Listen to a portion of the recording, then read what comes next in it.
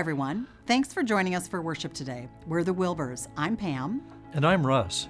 We've been Calvary members for 7 years and attending for over 20 while we visit family here at the lake. What I love about Calvary is that when we say all are welcome, we really mean it. We want everybody to feel welcomed here. And as soon as you walk in the door, you can feel the energy in this place. Whether it's when you're here on a Wednesday night with all the kids or on Sundays when all of the snowbirds are returning and the friendships that they've developed over the years. I love the energy and how everybody has felt welcome. What I love about this church is that it's a place that meets you where you are. Any faith background, whatever experiences you've had, I think the relationships and the messages that come from Calvary speak directly to my heart. I hope they do for you too. Before we dive into worship, here are a few ways you can get involved in our mission. Next weekend is Memorial Day weekend. Some of us thought summer would never arrive. Beginning next weekend, our weekly worship schedule changes. During the summer, we will hold two services each week, both on Sunday mornings. The first is a traditional service held here at the church at 8:30 a.m. The second is a unique outdoor worship experience we call Calvary at the Lake. We can't wait to worship at the lake. Worship is held at Luther Crest Bible Camp on Lake Carlos. We worship at 10:30, but you've got to come early for the tasty brunch at 9:30. In case of inclement weather, we worship back here at the church at the same time, 10:30. Calvary at the Lake is a great opportunity to invite those friends and family members who normally don't darken the doors of church. So here's what we want you to do. We want to invite our entire community to Calvary at the Lake this summer so all might know that they are welcome and ultimately that they might come to know the love of Jesus. In order to invite our entire community, we need your help. You can help in one of two ways. First, beginning today, you can pick up yard signs in the hub. Put them in your yard or out front of your business as a way to let everyone know they are welcome. The second way you can help is through your personal invitations. Who will you invite to join you for Calvary at the Lake on Memorial Day weekend? Who needs the hope of Jesus in their life? Invite them to join you. Our mission at Calvary is to lead all people to a lifelong faith in Jesus Christ. In order to live this mission out, we love that at Calvary we strive to be a church where people who don't always like church like to attend church. Whoever you are, whatever your life looks like, wherever you've been, here's what you need to know. You are welcome here. Thank you for joining us today. Let's worship.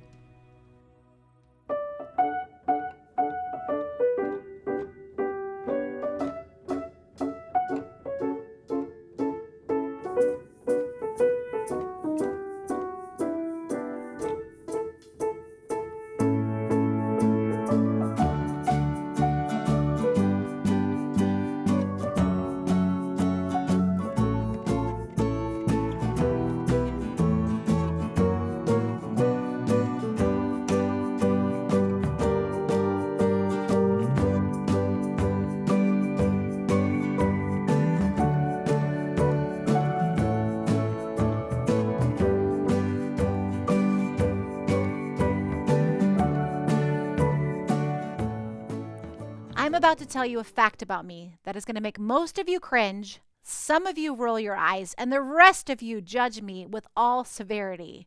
Okay, are you ready? I often, like embarrassingly often, run out of gas in my car.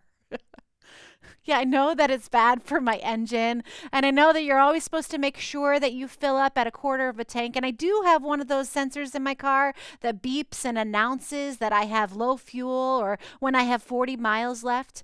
And I personally own like 7 of those red gas containers. I know how bad this is. I really do. But trust me, when I am driving, I am in the zone. I am thinking deep thoughts, or I'm singing to music, or I'm engaged with in conversation with my kids, and I don't notice at all the little beep, beep, beep announcement or the level of gas that I have. And when I say often, I think that in my current car, which I've had for maybe 5 years, I have run out of gas maybe 10 or 11 times. Yeah, it's bad, you guys. My car has sputtered and spurt and stopped in a friend's driveway, in the pickup line of the middle school, on the way to a restaurant to meet my family, in my own street, like one house down from my own house. Yep, I know you're all judging now. I get it. I am judging. Me too. But the worst is when you run out of gas on the interstate, which I have done more than once in the last 5 years. A couple of years ago, my kids and we were headed on a road trip to Florida with a stop in Tennessee to see my grandma, my German grandma, my Oma. And I had in my car my oldest son, Chase, and my younger two kids, Sawyer and Skylar.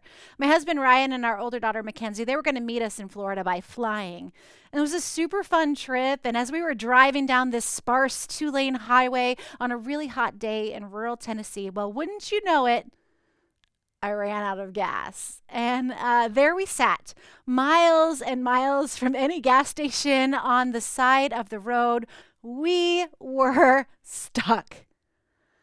Now, did you see recently on the news that there was this massive cargo ship stuck in the Chesapeake Bay? So this huge, massive cargo ship, it is over 3 football fields in length, and it held 5,000 containers. And on March 13th, it didn't turn the Craighill Channel in the Chesapeake Bay as it should have. Instead, it exited the channel too fast and entered into shallow water, and too quickly became stuck at the bay bottom. It took all of 90 seconds to run the ground to the bottom, to run this huge ship over 10 feet into the mud. This ship was stuck. Now, one more story. One of my former students, Katie, her parents got divorced when she was a senior in high school. And Katie, she was an only child, and this was really, really hard. It was right after her high school graduation that they sold her childhood house and they moved into different places across town. Her dad was in a house on one side of town and her mom was in an apartment on the other side. And then Katie, she went off to another city for college. But when she came home on break, Katie struggled deeply with who to visit and for which holiday. And she felt like she was disappointing both her parents wherever she spent time. It was a really hard time in her life. But it was in April of her freshman year, she called me really late one night, like 10:30, 11:30 or something. And she said to me something that no 18-year-old should ever have to say. She called and she said, "Angie, my mom is dead." You see, her mom had died of a stroke at the age of 41. She had been found in her apartment by a neighbor. Since her parents were divorced, since Katie's parents were divorced, Katie was the only next of kin. And so she received the phone call in college from a police officer on the scene. I mean, can you imagine an 18-year-old taking on all this grief and pain and responsibility all on her own?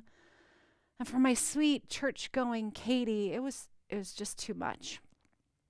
A college friend, a roommate of hers, didn't know how to comfort her in this hard time, so she offered her a drink in order to numb the pain.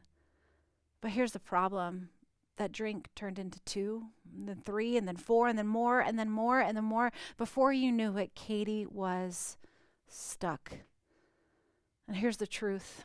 We all have places where we are stuck. Places in our life where we have run out of gas, where we have been grounded, where we have been imprisoned, places where we are stuck. So I want to wonder with you today, where are you stuck? Go ahead and think about it for a second. Where are you stuck? Being stuck is one of the worst feelings in life. You feel stuck in your situation, stuck in your job, stuck in an environment you can't change, stuck in grief. Maybe you're stuck on the scale or stuck in a difficult relationship, or you're stuck looking at a difficult decision ahead of you. You're stuck in addiction or stuck in sickness or diagnosis. You're stuck at home with toddlers or teenagers or your parents. We get stuck trying to solve a problem. We get stuck in thinking about what we don't have. We get stuck looking at our bank accounts. Or sometimes we get stuck in a habit that we just can't seem to change. Or we get stuck in our inner critic and our thought loops that just keep replaying old scenarios of mistakes and shortcomings and failures. We can get stuck in a general sense of apathy or cynicism about the world, or sometimes we're just stuck trying to figure out what's next in our lives. Or sometimes we're stuck between what we want and what other people expect of us. Or we all get stuck in fear of making that next move, or speaking that truth, or making that decision. We get stuck in a swarm of swirling circumstances and situations. We all get stuck. And when we're stuck, we feel like nothing will ever change. Feeling stuck is vulnerable, and it's frustrating, and it's exhausting, like a turtle on its back, unable to flip itself over and get our bearings. Same question, where are you stuck? Now, I think we make some assumptions about being stuck. Assumptions about ourselves and assumptions about other people. The first assumption is that we think that we can just work harder. Now, if you're like me, I know that this is going to be tough for some of you to hear. Some of you have been taught your whole lives that you need to just work harder in order to get unstuck. That you need to hustle and sweat and stay up late at night and get up early in the morning in order to get yourself out of the situation that you are currently in. We live in a culture where there is an assumption that if someone is stuck in a tough situation, that they're in that situation because they haven't worked hard enough to get themselves out. But maybe they ended up there because they neglected to fill up their car with gas, or they took a corner wrong, or they made a wrong choice. But let's be real today. When we're stuck, we're stuck. A turtle can't think positive affirmations enough to get itself turned over. A lightning bug caught in a jar can't use all of its strength in order to get out. A cargo ship run aground can't just keep pushing ever forward. But we make this assumption all the time. We seek out the thousands of books and podcasts and sermons and blogs that are out there to suggest that ways that we ourselves can get out of this stuckness. We read, we scheme, we pray, we create to-do lists and action plans and life maps. But in truth, when we're stuck, we're stuck. The second assumption that we make when we're stuck is this: it's up to us to get ourselves unstuck.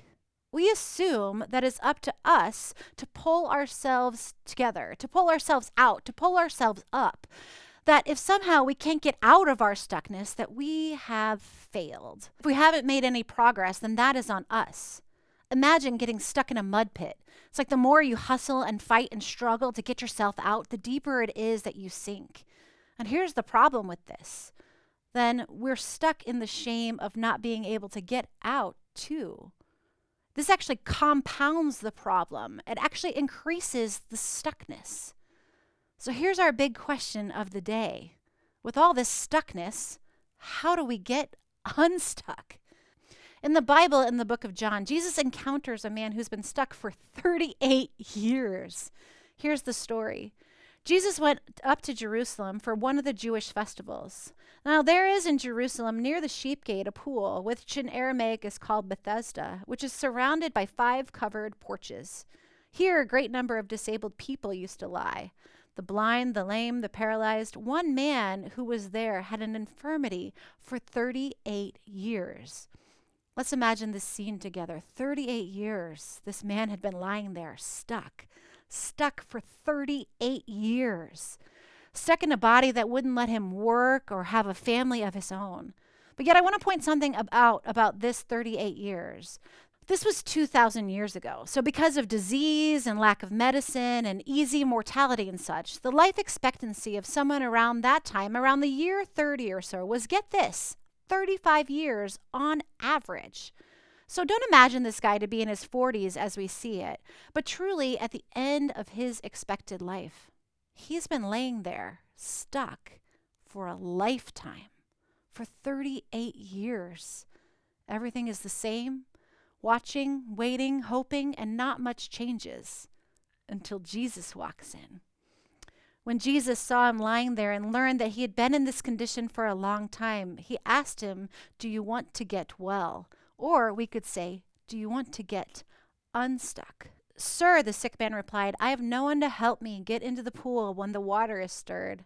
While I am trying to get in, someone else goes down ahead of me." 2,000 years ago, there was a belief that when these spring-fed pools were stirred up, that whoever got into these pools first was healed. And there's actually some biblical proof to support that. And this man, he has no one to help him get well. He has no one to help him get unstuck. But then this happens. Then Jesus said to him, "Get up, pick up your mat and walk." And at once the man was cured. He picked up his mat and walked. After 38 years, he walked. He left his spot at the pool and he just went. That's it. Unstuck. Jesus doesn't help him get into the water. Jesus doesn't give him a to-do list of things to do. Jesus doesn't give him a positive affirmation or mantra. He doesn't hand the guy a book so that he can work to get himself healed. Instead, Jesus heals him right in the place where he is at. Jesus helps him right where he's at. Jesus unsticks him right where he is at. As my kids and I sat on the side of the road for a long time, I was looking up my AAA number. You'll be glad to know that I have AAA because I run out of gas a lot. And I figured we'd be stuck on the side of the road for a while when all of a sudden a scratched and dented old minivan pulled up right in front of us. And I got out and I talked to them. It was a kind man and his wife and his 4 kids were in the car. And in his deep Southern accent, he said, "We're in a hurry, but I can give one of you a ride to the next exit. But since the car is full of all my kids, you'll have to ride in the trunk." So my son Chase, he volunteered to go get us some gas and to walk back. And so Chase, with his big 6'6" body, he climbed into the back of this man's minivan, and I prayed that he was going to be okay. It was 15 minutes later when a motorcycle pulled up with a tattooed rider and my son on the back of it, holding another red gas can with 2 gallons of trip-saving gas for us, just enough for us to get unstuck. And for the Ever Forward, the only way to get it out, they had to offload a lot of the containers, one after one after one. And then they had to dredge the bottom of the bay, scraping sand off the bay floor. They had to release its burden. Sounds a little like us when we're stuck. It had to go and allow for another boat to come and help to take some of its weight. The Ever Forward, it stayed stuck until it became unburdened. Over 300 containers were moved, and it took 6 tugboats and a couple of salvage boats to get it to a place where it could just start to wiggle loose. But then they had to wait for high tide. It was after 35 days, actually this year on Easter Sunday, that the Ever Forward got to move ever forward. And as for my student Katie, as her dad and I watched her struggle with addiction, we were able to get her a bed at a rehab hospital. It didn't last long, and she got out, and she completely relapsed, and she struggled even more than she had before. A year and a half of lots of tears and worries and prayers later, we finally convinced her that she was able to go back to that rehab and slowly become unstuck from alcohol's grip on her life. Katie, she's now working as a mobile crisis counselor, and she's the mom of 2 beautiful twin girls, and she has been sober for 5 years. When we are stuck, we get help right where we're at. I needed someone to help bring gas to the gas station. The Ever Forward needed some of its burden offloaded in order to free it. And Katie, she needed a sponsor, an Alcoholics Anonymous. Because when we're stuck, it's not about what you can do, it's about what God can do. You see, there isn't a situation, a circumstances, or a stuckness that God can't do something about. God intervenes, interrupts, intercedes, enters into our lives in order to get us unstuck. And God can do something about everything. God can heal, God can move, God can redeem, God can free, God can comfort broken hearts, God can show you the next direction to go. God can provide patience when you've just lost it. God can restore hope where cynicism has dwelled. God can change hearts, and God can change families. God can change churches, and God can change countries. God can do something about everything, and God can do something about wherever it is that you are stuck. And here's the truth. Sometimes God uses us to do it. It was just a week ago when violent winds struck Alexandria. And on Friday, I walked down some of the damaged streets in our town, and I stared with humility and wonder as I watched neighbor after neighbor chipping in, cleaning up, passing out food, water, listening to, hugging, comforting homeowners who had so much damage. spending hours chainsawing and cleaning, taking the overwhelmedness of the damage and providing peace and care to those that are affected. God can do something about everything. You see, God created us in a way that we are better together. We are called to reach out to our neighbor, not just in times of need or times of crisis, but in our everyday stuckness. God created us in a way that we need to receive that kind of help in the places where we find ourselves stuck, so that there's no one left sitting by a pool or on the side of the highway or in the trenches of addiction, so that no one is left overburdened or overwhelmed or overextended, so that no one is left lonely, lost, or let down. It's not about what you can do. It's about what God can do through you. So who can you help get unstuck today? Who needs your help? The Bible says God can do anything, far more than you could ever imagine or guess or request in your wildest dreams. God does it not by pushing us around, but by working within us, the Spirit deeply and gently within us. So wherever you find yourself stuck today, wherever you find yourselves frustrated, wherever you find yourselves wondering what to do, remember, it's not about what you can do. It's about what God can do, and what God can do through you for the sake of others. And my friends, if turtles can get unstuck together, well, then we can get unstuck together too, with the grace of God and with each other.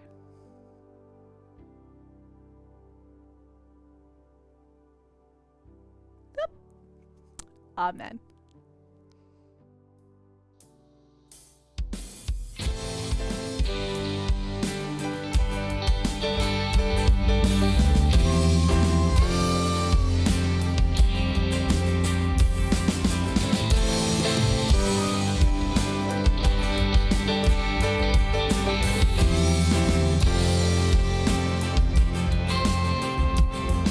Sometimes on this journey, I get lost in my mistakes. What looks to me like weakness is a canvas for your strength. My story isn't over, my story's just begun. Failure won't define me, 'cause that's what my Father does. Failure won't define me, 'cause that's what my Father does. Ooh. Burdens down. Ooh, here in the Father's house. Check your shame at the door, 'cause it ain't welcome anymore. Ooh, you're in the Father's house. Yeah, yeah.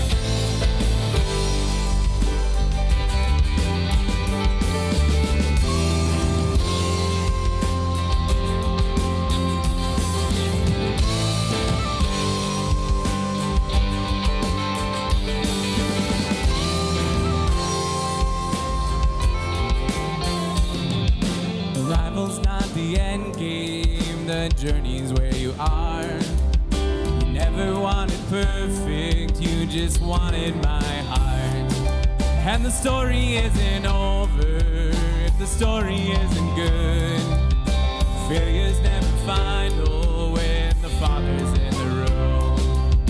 Failures never final when the Father's in the room.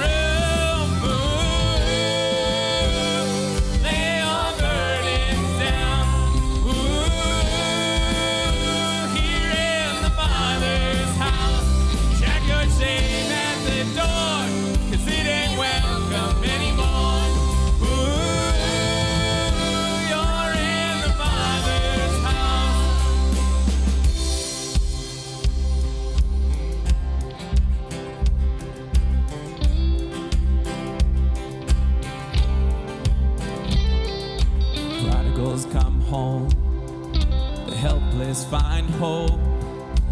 Love is on the move when the Father is in the room. Prison doors fling wide, the dead come to life. Love is on the move when the Father's in the room. Miracles take place, the cynical find pain. Love is breaking through.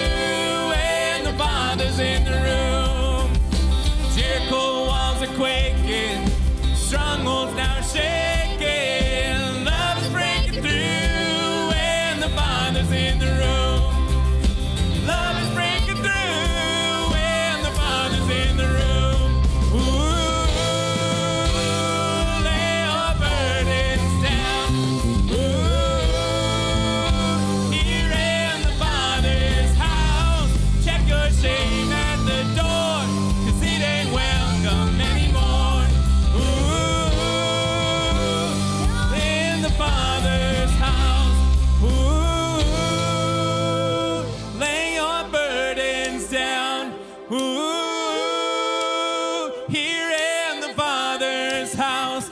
Check your shame at the door, 'cause it ain't welcome anymore. Ooh, you're in the Father's house. Please join us in praying the Lord's Prayer. Our Father, who art in heaven, hallowed be thy name. Thy kingdom come and thy will be done on earth as it is in heaven. Give us this day our daily bread, and forgive us our trespasses as we forgive those who trespass against us. And lead us not into temptation, but deliver us from evil. For thine is the kingdom and the power and the glory forever and ever. Amen. Hey everybody, thanks so much for worshiping with us today. We here at Calvary, we have been busy focusing in on our mission to lead all people to a lifelong faith in Jesus Christ. And we would love for you to take a next step with us in that. We'd love for you to join our email list. Once a week, we send out an email just to our email group, just telling you of all the things that God is doing through Calvary, which is a lot of things. You can do this simply by going to our website, which is www.calvaryalex.org. and click on the button that says, I want to sign up for emails. You'll just get a once-a-week update of all the things going on here. If you're somebody who is around the Alexandria area, I'm excited to tell you about our summer worship schedule starting on Memorial Day. At 8:30, we will be worshiping here at the church at a traditional worship service. And then at 9:30, we'll start brunch over at Luther Crest Bible Camp, which is an incredible brunch. That leads right to 10:30, where we have worship there at Luther Crest and a worship service that we call Calvary at the Lake. We would love for you to join us sometime this summer. And now we're going to close with a time of generosity. We are so thankful for your generosity. It's enabled us to do all of these things like Calvary at the Lake, to go out there and be a neighbor who helps people who are stuck. And you can give in one of 4 different ways, and they're on your screen. The first is that you can visit that website, calvaryalex.org, and click on the button that says Give. Second is that you can go to Venmo and click on our Venmo handle and just be able to give that way. You can mail a check to our church office, which is 605 Douglas Street, Alexandria, Minnesota, 56308. Or the fourth is that you can call the number on the screen. Friends, I'm so thankful that you've worshiped with us today. Have a great one.